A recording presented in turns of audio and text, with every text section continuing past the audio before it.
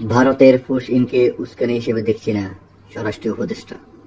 স্বরাষ্ট্র মন্ত্রণালয়ের উপদেষ্টা লেফটেন্যান্ট জেনারেল অবসরপ্রাপ্ত মোহাম্মদ জাহাঙ্গীর আলম চৌধুরী বলেছেন, আমরা ভারতের পুশ ইনকে কোনো উস্কানি হিসেবে দেখছি না। একই সঙ্গে বাংলাদেশের অবস্থানরত ভারতীয়দের ক্ষেত্রেও আমরা প্রপার চ্যানেল ব্যবহার করেই ফেরত পাঠানোর নীতিতে অটল আছি।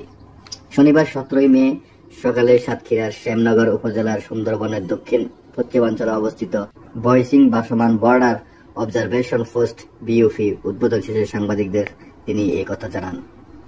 স্বরাষ্ট্র উপদেষ্টা বলেন, ঢাকায় নিযুক্ত ভারতের রাষ্ট্রদূতের সঙ্গে আমার কথা হয়েছে। ভারত সরকারকে চিঠি দেওয়া হয়েছে।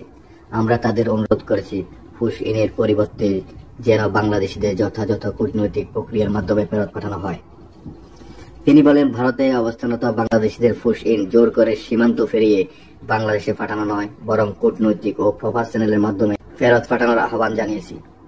বর্ডার গার্ড বাংলাদেশের বিজিবি মহাপরিচালক মেজর জেনারেল মোহাম্মদ আশরাফুজ্জামান সিদ্দিকী বলেন, পুশ ইনের মাধ্যমে জঙ্গি ও সন্ত্রাসীদের দেশে প্রবেশের ঝুঁকি রয়েছে।